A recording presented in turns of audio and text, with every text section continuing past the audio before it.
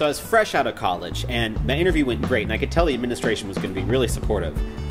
But when I show up, the entire school is under construction. I have 12 students in choir, 2 of which actually want to sing. And I don't have electricity, I don't have a phone. Finally, it just gets to this point one day, I walk in, and there are turtles crawling across my floor. They had crawled in from underneath the half-finished wall. Turtles! I wanted to quit that day. Well, every day. Never again! Turtles! Turtles in my classroom! And then I backed myself off that ledge and thought about it. I wasn't the only teacher dealing with construction issues, and there were people in the district and administrators that really wanted me to succeed.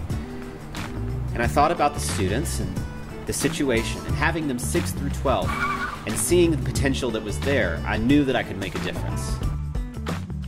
So I decided to stay. I think my teaching really revolves around 2 main concepts, and one is having a really strong basis in musical literacy. So teaching my students how to look at a piece of music from the very beginning of 6th grade and understand what it is they're seeing and being able to make sense of lines and dots on a page. You have to match that. And what happens is on their next measure, they jump up and they're going to sing a higher note. We have to sing that lower. Secondly, knowing why we do what we do. I bet you can figure out what we're talking about with balance without me having to tell you. What is it? Not too much or too little of sound for each part. Exactly right. Why is it important to know what time period a piece of music comes from? Then once you know that, what does that tell us about the piece? Why do we need to sing in certain ways? And then I'll question the students not only on those things, but on their impressions. How do you think this should be sung? Do you like it?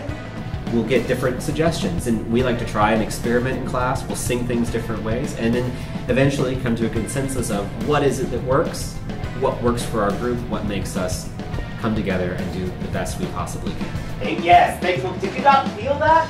There was an energy that is something to come out right, and then we played that phrase. And I don't know if you noticed, I was over there playing the piano, and like you sang that, and I was like, since I started, one of my biggest policies has been, if somebody wants to be in choir, I'm going to give them that opportunity. I do not do auditions. I do not have dues that would cause people to be unable to be in choir. I try to include every single person that wants to be a part of our group. It's been a positive thing. It's helped get students in that otherwise may not have a home at school, a place to feel important and to feel like they're a part of something. And for a lot of our students, especially because we do this 6th to 12th grade, this is one of the most stable things in their lives, and you can see that. They love coming to be a part of our group. We play together, we work hard together, and we succeed together. We fail together.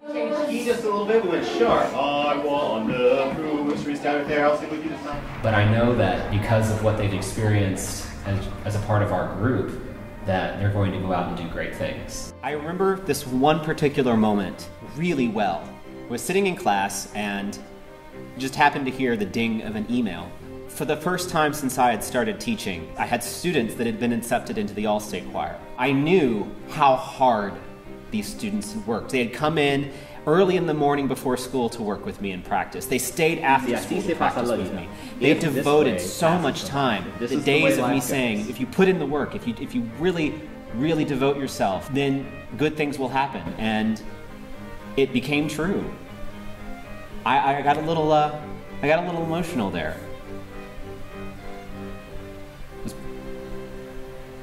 And still do.